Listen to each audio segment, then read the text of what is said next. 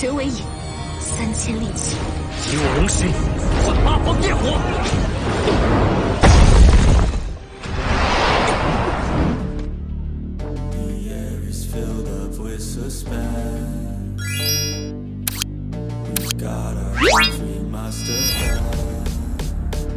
Hai Sinemania semua, berjumpa lagi dengan Basi Bahas Sinema.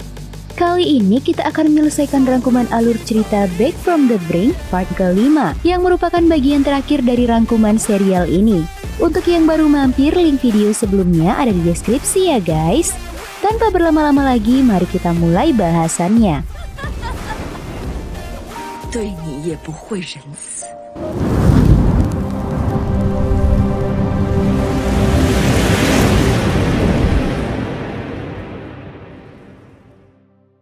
Pada part keempat sudah diceritakan bahwa Tian Yao menukar kehidupan Yan Hui dengan nyawanya.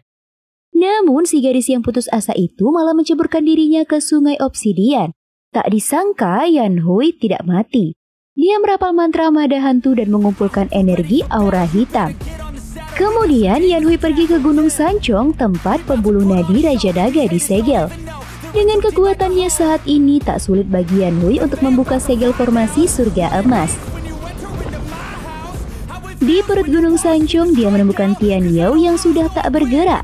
Yan Hui melepaskan pembuluh nadi naga yang disegel dan memasukkannya ke tubuh Tian Yao. Tian Yao tetap tak bergerak. Ketika api mulai menyala, tubuh Raja Naga itu melayang ke atas dan berubah wujud menjadi sebutir telur naga. Yan Hui lalu membawa telur naga itu pada Raja Chen Yi. Chen Yi ternyata dapat merasakan letak kehidupan yang sangat tipis di dalam telur tersebut. Dia kemudian menambahkan bahwa siluman naga 1000 tahun butuh waktu 1 minggu dari awal kematiannya hingga ia benar-benar musnah. Chen Yi menyuruh Yan Hui mencari jejak energi spiritual Tian Yao di tempat ia mengaktifkan mantra penukar nyawa. Yan Hui sampai di Gunung Chengxin. Para murid menjadi heboh melihat Yan Hui berhasil selamat dari sungai obsidian. Yan Hui mengatakan kedatangannya bertujuan mengambil kekuatan spiritual naga yang tertinggal di teras bintang jatuh. Dia tak ingin menyakiti para murid Gunung Chengxin. Yan Hui mengumpulkan energi yang bertebaran itu ke dalam telur yang ia bawa. Tepat ketika semua energi itu terkumpul, Liang Xiao pun sampai di tempat itu. Yan Hui menyerang Liang Xiao. Ling Xiao lalu mengeluarkan teknik bunga es untuk menahan Yan Hui. Namun dengan mudah Yan Hui menghancurkannya.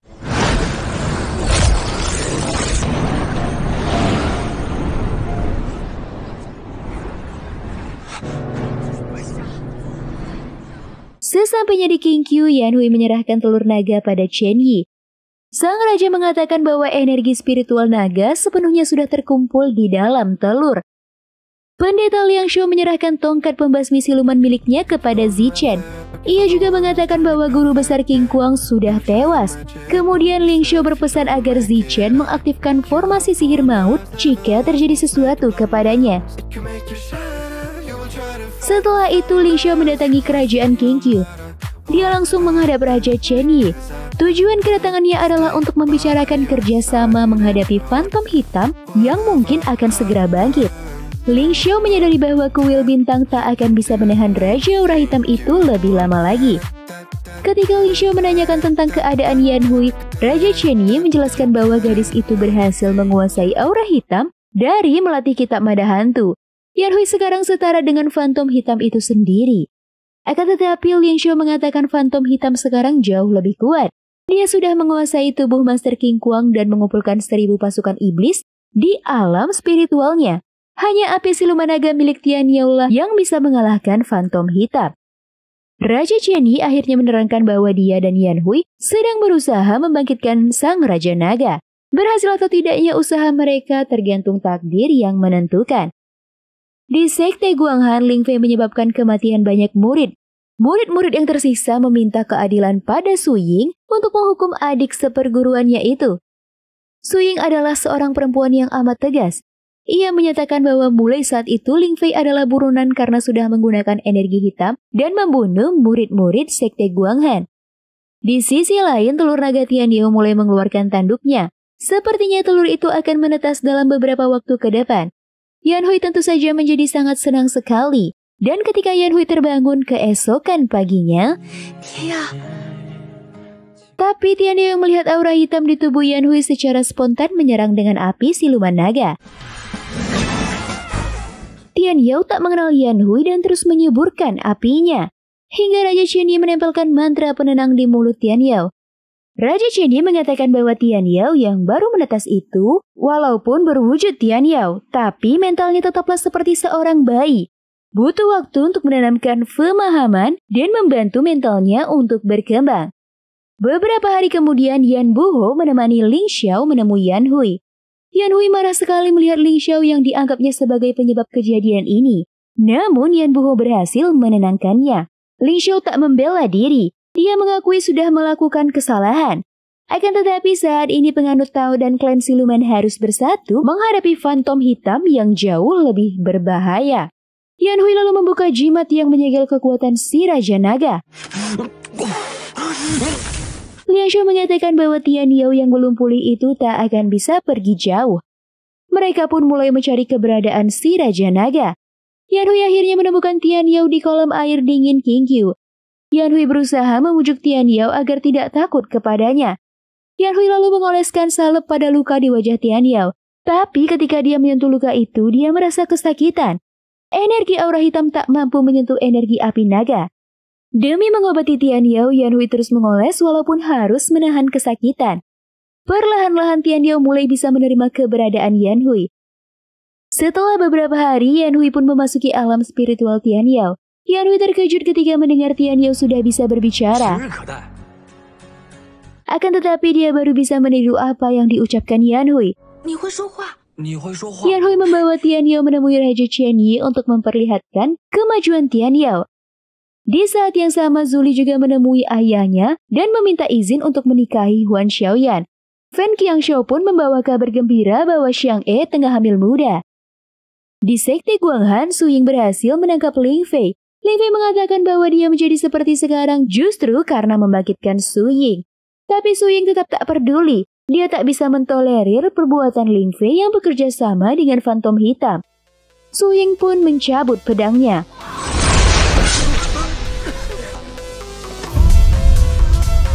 Bagaimanapun tegasnya Su Ying, Ling Fei tetaplah adik satu-satunya. Su Ying amat berduka dengan kematian Ling Fei. Sementara itu Yan Hui berencana membawa Tian Yao ke desa Tonglu. Dia berharap kenangan di sana bisa membangkitkan ingatan masa lalu Tian Yao. Ling Xiao yang berniat mengikutinya malah ditolak dan diacuhkan oleh Yan Hui. Namun Ling Xiao tak peduli dan tetap mengikuti mereka. Tian Yao tiba-tiba mengingat kejadian di teras bintang jatuh. Dia marah dan berencana menyerang Ling Xiao. Akan tetapi Yan Hui menahannya dan mengatakan bahwa sebenarnya Ling Xiao bukanlah musuh mereka. Mereka pun sampai di desa Tonglu, tempat di mana mereka bertemu pertama kali. Alangkah terkejutnya mereka ketika sampai di gerbang desa, mereka dihadang oleh warga Tonglu yang tak mengizinkan mereka masuk. Beruntungnya seorang perempuan mengenali mereka. Dari Bibi Xiao, Yan Hui mendapat kabar bahwa sedang terjadi ketegangan antara desa Tonglu dengan desa sebelah. Mereka kemudian menempati rumah peninggalan Nenek Xiao. Yan Hui yang penasaran dengan cerita Bibi Xiao lalu memeriksa di sekitar desa Tonglu. Dia bertemu dengan seseorang yang ternyata adalah guru Qiyun dari biara Qiyun. Dia mengingat bahwa perempuan inilah yang dulu ingin diselamatkan oleh siluman ular. Tapi Qiyun terlihat seperti orang linglung. Di rumah Nenek Xiao, Tian Yao melihat Ling Xiao juga berada di sana. Dengan mudah Ling Xiao mematahkan serangan Tian Yao. Yan Hui yang membawa Qiyun pulang ke rumah terkejut melihat Tian Yao bertarung dengan Ling Xiao. Ternyata Ling Xiao sedang melatih Tian Yao untuk mengendalikan kekuatan siluman naga. Ling Xiao mengenali perempuan yang dibawa Yan Hui adalah guru besar biara Qiyun. Setelah memeriksa Qiyun, Ling Xiao menyimpulkan bahwa perempuan itu terluka karena teknik bunga es sehingga menderita penyakit saraf dingin yang membuatnya seperti orang linglung. Karena guru Qiyun sudah hilang 20 tahun yang lalu, berkemungkinan yang menyerangnya adalah Master King Kuang, guru dari Liang Xiao sendiri. Yan Yu berpikir kalau semua mantra air akan bisa dipatahkan oleh kekuatan api siluman naga. Lian Xiao pun membiarkan Tian Yu mencoba mengobati Qiyun. Sayangnya energi Tian Yu belum stabil sehingga dia tak mampu mengobati perempuan itu. Sesuai permintaan Tian Yu, keesokan harinya, Pendeta Lian Xiao mulai mengajarinya untuk meningkatkan kekuatan api siluman naga. Setelah beberapa hari dilatih Lian Xiao, kemampuan Tian Yu meningkat pesat hingga tak sengaja melukai Lian Xiao.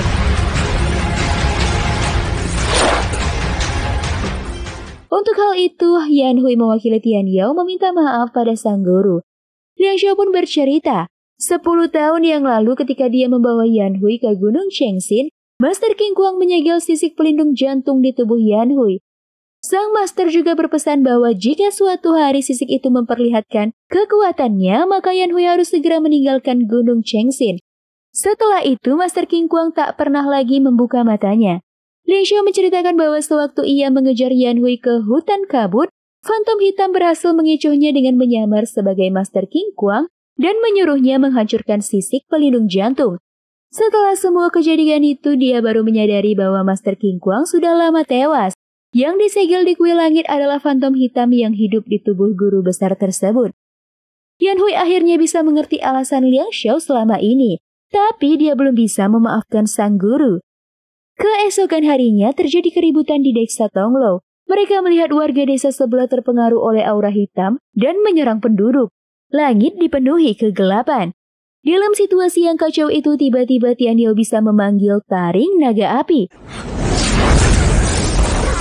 Lian Xiao memerintahkan Tian Yu untuk menghancurkan sumber aura hitam agar para warga itu terbebas dari pengaruh jahat tersebut.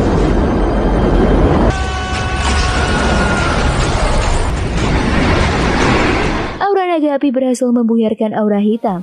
Langit desa Tonglo pun kembali cerah. Lian Xiao lalu mengeluarkan laupan yang diberikan Raja Chen Yi dan menyerap sisa aura hitam yang masih mempengaruhi warga desa. Melihat laupan itu tak cukup kuat, Yan Hui merapal mada hantu dan mencoba menghisap semua aura hitam tersebut. Setelah semua aura hitam itu terserap, para warga pun terjatuh lemas. Akan tetapi para warga yang melihat itu menjadi takut dan meminta Lian Xiao mengusir Yan Hui yang mereka sangka adalah penyihir hitam. Lian Xiao mengatakan bahwa Yan Hui adalah muridnya. Jika warga desa Tonglo mengusir Yan Hui sama artinya dengan mengusir Lian Xiao sendiri. Dan itu berarti Gunung Chengxin tak akan melindungi mereka lagi. Yan Hui sangat terharu mendengar pembelaan Lian Xiao kepadanya. Mereka juga menemukan Acha, siluman ular yang dulu pernah bertemu dengan mereka. Di tempat mereka beristirahat, Yan Hui menanyakan mengapa Lian Xiao membelanya di desa Tonglo, sementara di teras bintang jatuh dengan sangat kejam mencambukinya. Lian Xiao mengakui bahwa dia sengaja membagi 81 cambukan selama 9 hari, justru supaya Yan Hui akan bisa tetap hidup walaupun sisik pelindung jantung akan hancur. Di hati kecilnya, Lian Xiao selalu menyayangi Yan Hui seperti anak sendiri. Keesokan harinya, Acha, si siluman ular, menemui Qiyun. Yan Hui pun menanyakan bagaimana Acha bisa dikuasai oleh aura hitam. Akan tetapi siluman ular itu tak ingat apa-apa.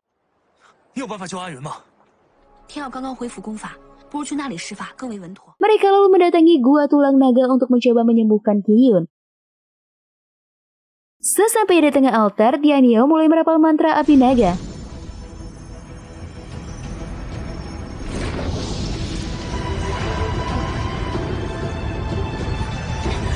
Namun tiba-tiba aura hitam menguap dari kepala Qiyun.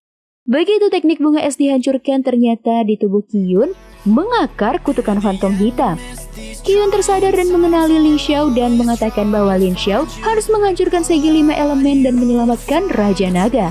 Setelah itu dia terkulai lemas. Tiba-tiba Yan Hui ingat sesuatu. Dia segera menyuruh Acha menyingkir. Dengan kekuatan mada hantu, Yan Hui mencoba menyerap dan mematahkan kutukan fantom hitam. Yan Hui berhasil, namun ia jatuh pingsan.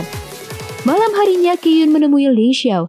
Dia menceritakan bahwa 15 tahun yang lalu ia mengikuti pergerakan aura hitam sampai ke hutan kabut. Tanpa sengaja ia memasuki alam spiritual fantom hitam dan melihat iblis itu sedang bertarung dengan Master King Kuang. Master King Kuang mengatakan bahwa Phantom Hitam sudah menggunakan tubuhnya dan menipu Su Ying untuk menghancurkan Raja Naga.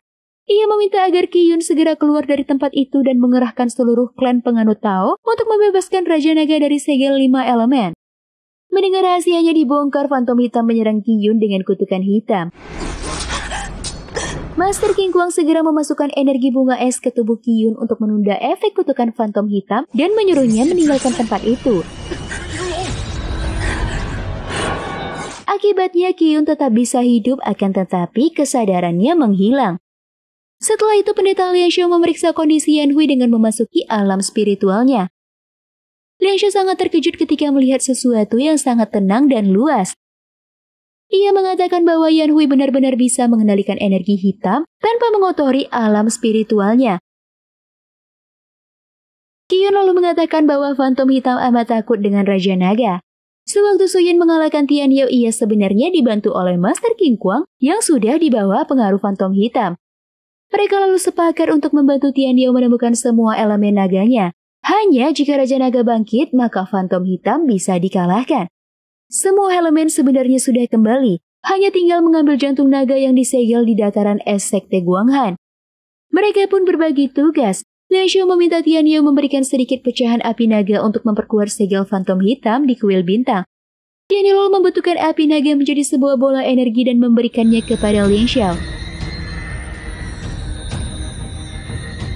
Keesokan harinya Qiyun berpamitan pada Acha. Acha yang tak mau berpisah dengan Qiyun menawarkan diri untuk ikut dengannya mengurus masalah Phantom Hitam. Dengan senang hati, ketua biara Qiyun itu mengizinkan Acha ikut dengannya. Acha senang sekali, cintanya tak bertepuk sebelah tangan.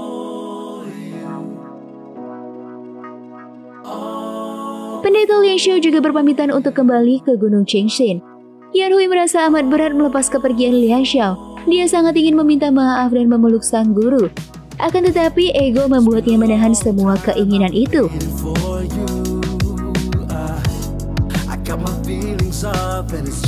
Sebelum melanjutkan perjalanan, Yan Hui mengajak Tian Yao mengunjungi makam Nenek Xiao. Yan Hui sengaja mengulang kenangan awal mereka berdua untuk membangkitkan memori masa lalu Tian Yao seperti yang disarankan Raja Chen Yi. Sesampainya di kuil bintang, Lian Xiao meleburkan api siluman naga ke segel Phantom Hitam. Di alam spiritualnya, Phantom Hitam dan Bai Xiaosheng bisa melihat kemunculan api murni tersebut. Phantom Hitam kemudian mengeluarkan roh primordialnya dan memasukkannya ke tubuh Bai Xiaosheng. Siluman bayangan itu sudah menjadi boneka Phantom Hitam. Dia mengirim Bai Xiaosheng menemui Su Ying ke Sekte Guanghan. Su Ying dengan marah langsung menyerang. Phantom Hitam di tubuh Xiaosheng mengatakan bahwa dia membawa kabar baik untuk Su Ying. Ia memperlihatkan keadaan Lu Musheng di kerajaan Qingqiu. Setelah itu Phantom Hitam menghilang. Hari ulang tahun Putri Yunxi, Pangeran Zuli dan Chuan Xiaoyan datang mengunjungi makam sang putri. Raja Chen Yi juga muncul dan berbincang dengan Lu Musheng yang selalu menjaga makam istrinya itu. Tanpa pernah disangka,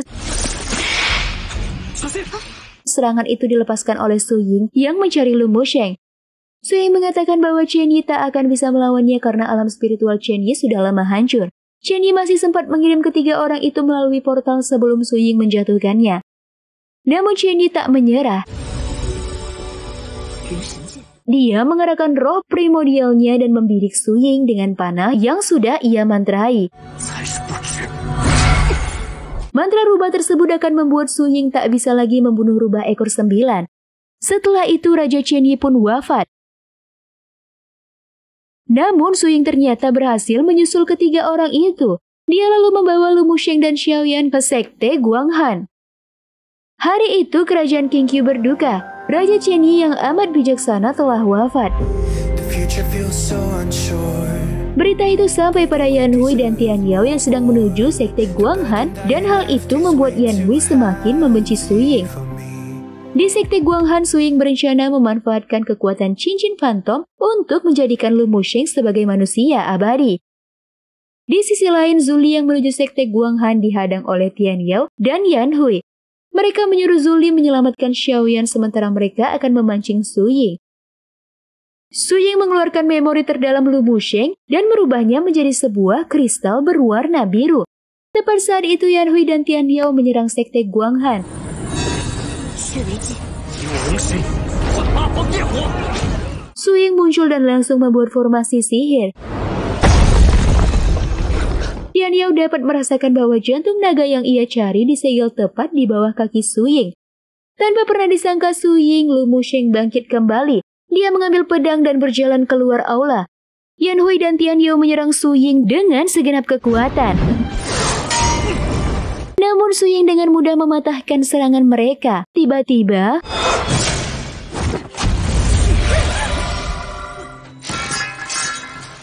Lu Musheng mengambil kristal memorinya. Su Ying sangat terpukul sekali mendapati bahwa orang yang menusuknya adalah laki-laki yang ia cintai. Lu Musheng pun menghancurkan kristal ingatannya sendiri. Su Ying benar-benar tak menyangka Lu Musheng lebih memilih mati daripada bersamanya. Lu Musheng meminta Tian Yao segera membakarnya agar Su Ying tak bisa lagi membangkitkan jasadnya.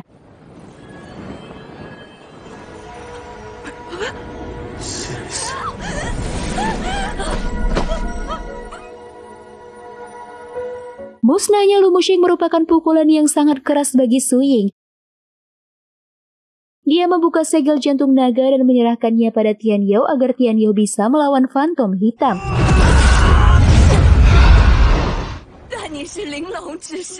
Tapi Su Ying mengatakan bahwa dengan kembalinya jantung naga, maka Tian Yao tidak akan bisa berdekatan dengan Yan Hui yang merupakan pemilik aura hitam.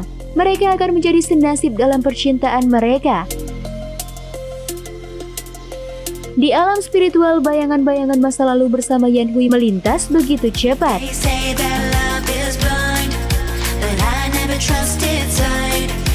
Kesadaran Tian Yao pun bangkit dengan sempurna. Dia terbangun, didampingi oleh Feng Qianxiao dan Zhu Li. Tian Yao menceritakan kejadian di sekte Guanghan. Ketika jantung naganya kembali, Yan Hui yang memiliki aura hitam tak bisa bertahan di dekatnya dan menghilang. Dia mencurigai bahwa mada hantu secara otomatis memindahkan Yan Hui ke alam spiritual Fantom Hitam yang memiliki kekuatan luar biasa. Dugaan Tian Yao tepat sekali. Saat ini Yan Hui terjatuh di kedalaman alam spiritual Fantom Hitam. Dia bisa melihat kejadian demi kejadian yang berurutan. Fantom Hitam yang lahir dari perwujudan aura hitam di sungai Obsidian ditemukan dan diselamatkan oleh Xuelin.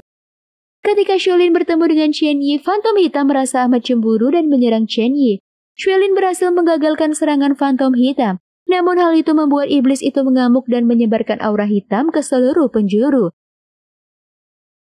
Xuelin yang sudah menikah dengan Chen Yi kemudian menulis teknik mada hantu sebagai suatu cara untuk memanfaatkan energi aura hitam. Fantom Hitam yang berkelana bertemu dengan Tian Yao di lembah naga Laoshan. Namun dia tak bisa menyerap inti batin Tian Yao dan malah terluka oleh pedang taring naga api. Ketika dia menemukan Bai Xiaosheng kecil, dia memanfaatkan ketua klan bayangan untuk menyerahkan bocah malang itu kepadanya. Dengan tubuh bayangan Xiaosheng, dia membuat jubah bayangan yang akan melindunginya dari kekuatan api siluman naga. Beberapa waktu kemudian, Xuelin memancing Fantom Hitam untuk muncul dan menjebaknya dengan bantuan Master King Kuang dan Chen Yi yang sudah menjadi suaminya. Master King Kuang menyegel Fantom Hitam yang hendak melarikan diri di tubuhnya sendiri. Sayangnya, Fantom Hitam berhasil menghancurkan alam spiritual Master King Kuang dan menguasai jasad guru besar tersebut. Dia kemudian menyerang Lu Musheng di kota Yuzhong. Setelah itu dia mendatangi Su Ying dengan memanfaatkan tubuh Master King Kuang dan mengatakan hanya zirah sisik naga yang bisa menyelamatkan Lu Musheng.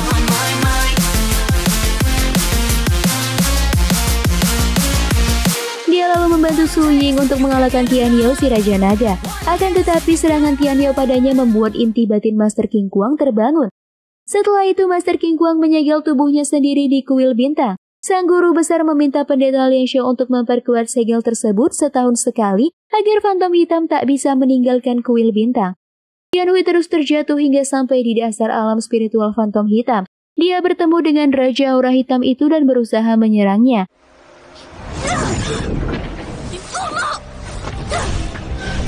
Tian Yao yang berusaha mencari cara menolong Yan Hui pergi ke hutan, kabut dan bertemu dengan Bai Xiaosheng yang sudah menjadi boneka Fantom Hitam. Mereka pun bertarung. Di alam spiritual, Fantom Hitam menyerap semua aura hitam di tubuh Yan Hui. Namun tiba-tiba Fantom Hitam merasa kesakitan. Ternyata di hutan kabut Tian Yao sedang membakar roh primordial fantom hitam di tubuh Bai Xiaosheng. Bai Xiaosheng pun mendapatkan kembali kesadarannya. Tian Yao pun menceritakan pada Bai Xiaosheng bahwa Yan Hui terjebak di alam spiritual fantom hitam. Dia meminta Bai Xiaosheng untuk melucuti jubah bayangan fantom hitam dan memakaikannya pada Yan Hui. Dengan demikian Tian Yao dapat menyerang fantom hitam tanpa melukai Yan Hui. Bai Xiaosheng pun masuk ke alam spiritual fantom hitam dan membantu Yan Hui. Yan Hui menyerahkan jubah bayangan yang berhasil direbutnya pada Bai Xiaosheng. Dia kemudian memakaikan bagian kecil jubah itu kepada Yan Hui. Kemudian ia membuka portal untuk membawa Raja Naga. Taring naga api langsung membuat fantom hitam tak berdaya. Dengan jubah bayangan di tubuhnya, kekuatan api siluman naga tak mempengaruhi Yan Hui. Tian Yao meminta Bai Xiaosheng membawa Yan Hui pergi. Kemudian dia kembali menyerang fantom hitam. Akan tetapi jubah bayangan di tubuh fantom hitam melindunginya dari serangan api naga. Tiba-tiba Yan Hui muncul dan merebut jubah sakti itu. Fantom hitam tak lagi punya pelindung. Mereka berhasil keluar dari alam spiritual fantom hitam. Tian Yao senang sekali akhirnya ia bisa berdekatan dengan Yan Hui berkat jubah bayangan. Namun Bai Xiaosheng muncul dan mengganggu kemesraan mereka. Bai Xiaosheng kemudian mengambil setengah dari jubah bayangan yang adalah wujud aslinya, dan setengah lagi diberikan pada Yan Hui untuk melindunginya dari energi naga Tian Yao. Kemudian siluman bayangan itu menghilang. Tian Yao dan Yan Hui pun kembali ke istana Qingqiu. Mereka disambut dengan sukacita oleh semua orang di sana. Lian Xiao pun mengutus Ziqian dan Ziyue menyampaikan berita baik ini pada guru Qiyun. Kehidupan di Gunung Chengxin pun kembali seperti biasa. Namun tiba-tiba Lian Xiao segera melihat apa yang terjadi.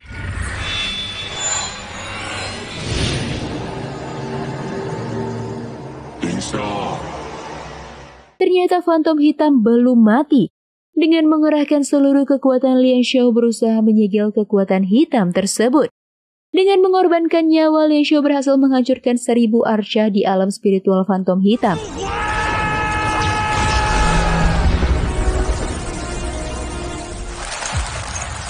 Secara aneh, gelang giok Lian Xiao mengirimkan sinyalnya pada semua gelang Gunung Chengxin. Di Qingqiu, Yan Hui merasakan ada yang tak beres di Gunung Chengxin. Di lembah naga, Tian Yao juga bisa melihat aura hitam yang menguar di langit. Dia segera mengerahkan kekuatan api siluman naga untuk melindungi lebah naga Lauchen. Fantom hitam yang telah bangkit dengan mewujudkan jiwanya ditahan oleh murid-murid Gunung Chengxin di kuil bintang. Namun dengan mudah ia berhasil melepaskan diri.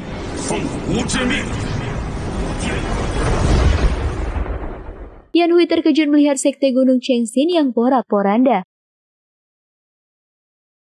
Yan Hui segera naik ke kuil bintang yang sudah dikelilingi oleh aura hitam. Dengan seluruh amarahnya, Yan Hui menyerang fantom hitam.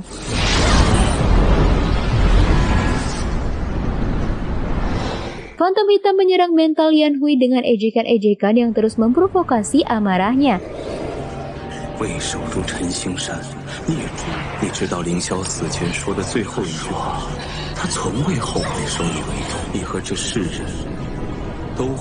Bai Xiaosheng yang selalu berada dalam bayangan Yan Hui pun muncul dan membantunya. Yan Hui yang melihat gelang giok Ling Xiao berusaha mengambil benda itu. Namun penyesalan pada sang guru kembali menyiksa batinnya.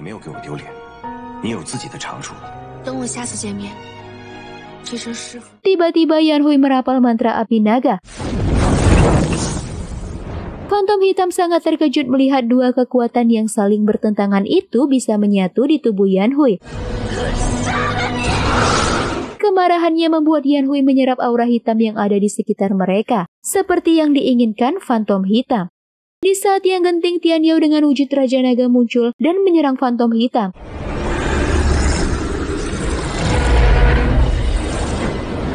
Setelah fantom hitam menghilang, Yan Hui menceritakan bahwa pendeta Ling Xiao sudah tewas. Sekte Gunung Chengxin sudah musnah.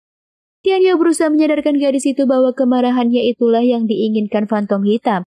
Yan Hui harus bisa mengendalikan emosinya agar kekuatan hitam di tubuhnya tak merubahnya menjadi iblis kejam seperti fantom hitam. Setelah Tian Yao membawa Yan Hui pergi, aura hitam kembali memenuhi puncak Gunung Chengxin dan menyebar ke desa-desa di kaki gunung. Aura hitam itu juga menyerang sekte Guangshan hingga ke Qingqiu. Di lembah naga Lauchen, Yanhui meminta Tian Yao menyegel lembah naga sementara dia akan menghisap aura hitam itu. Atas permintaan Yanhui, Tian Yao membawa Xiao Zeng ke dalam lembah. Ternyata di sana sudah ada Yan Buho bersama orang-orang yang berhasil ia selamatkan. Feng Qianshou yang juga berada di sana memberikan sebuah medali bunga kepada Tian Yao agar mereka bisa berkomunikasi. Setelah itu Tian Yao segera berangkat.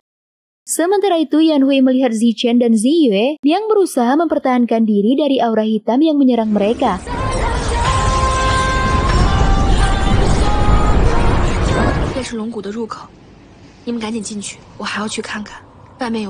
Dengan taring naga api yang terhunus, Tian Yao menemui fantom hitam.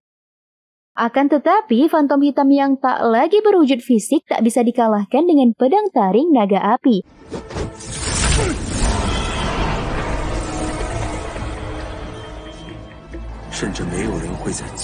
Yanhui yang berusaha mencari orang yang masih selamat juga harus mengalami kekecewaan.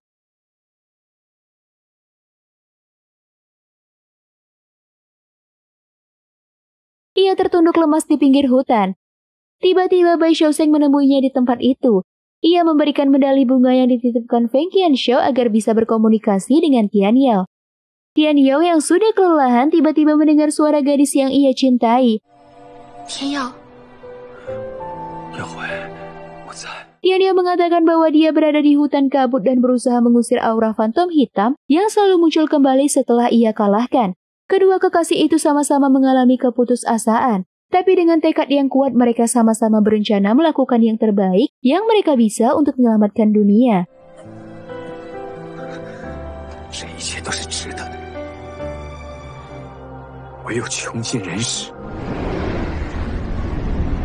Tiba-tiba Yanhui mendapatkan sebuah pencerahan.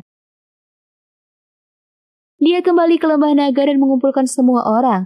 Yanhui mengatakan bahwa fantom hitam adalah wujud dari kejahatan di dalam hati manusia. Semakin mereka takut terhadap iblis, maka akan semakin bertambah kekuatannya. Yanhui lalu berpamitan untuk menyusul Tian Yao ke hutan kabut dan menghadapi fantom hitam sampai akhir, walaupun harus mengorbankan nyawanya. Mendengar itu, Bai Xiaozeng memutuskan untuk ikut dengan Yanhui ke hutan kabut.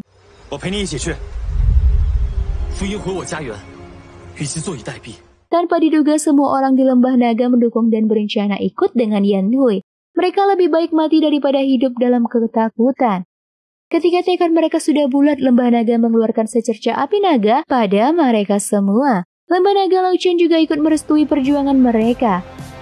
Mereka menuju hutan kabut dan membawa api naga di tangan mereka masing-masing.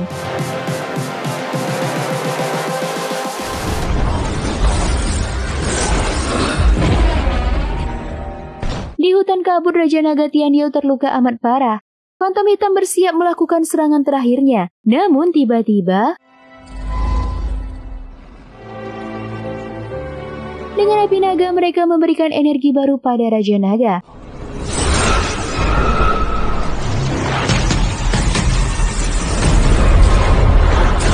Yanhui menahan semua serangan fantom hitam dengan kekuatan mada hantunya hingga akhirnya dia tak bisa bertahan lagi.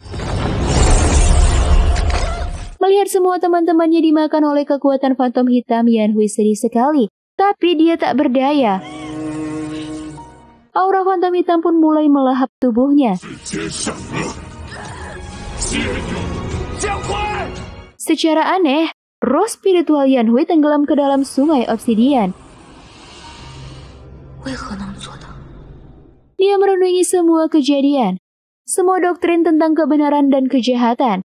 Setelah memahami tentang yang salah dan yang benar, Yanhui berhasil memadukan aura hitam dengan kekuatan sisik pelindung jantung. Kekuatan Yanhui kembali bangkit. Dia merubah aura hitam menjadi api siluman naga.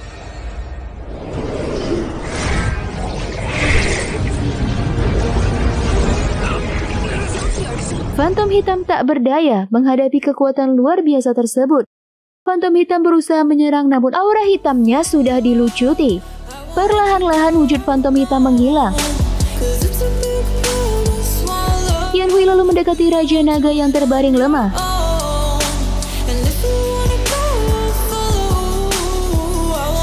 Dia mengatakan bahwa dia melihat masa depan Tian Yao sebagai Raja Naga yang tak terikat dengan godaan duniawi. seekor naga raksasa yang terbang mengitari bumi dan langit.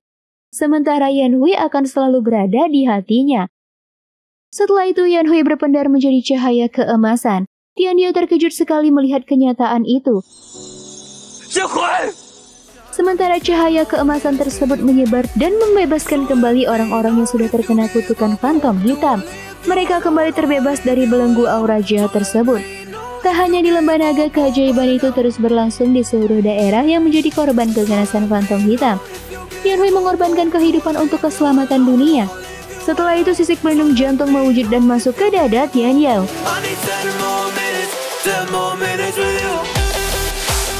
Bertahun-tahun kemudian Tianyu mengunjungi Yan Buho di Qingqiu. Rambutnya berubah putih akibat kesedihannya kehilangan Yanhui 15 tahun yang lalu. Tapi kini Tianyu sudah bisa memahami takdirnya dan tak lagi bersedih. Kemudian Tianyu mengunjungi Xiang'e dan Feng Qianxiao di kota Yongzhou.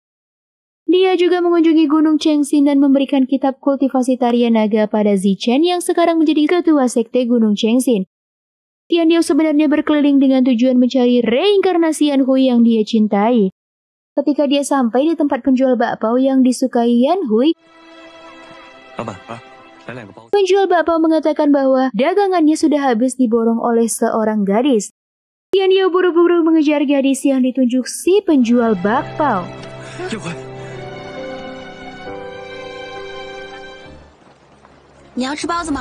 Dan film pun berakhir sampai di sini. Terima kasih sudah menonton video ini. Basi akan kembali dengan bahasan-bahasan film menarik lainnya. See you guys on the next video. Close your eyes.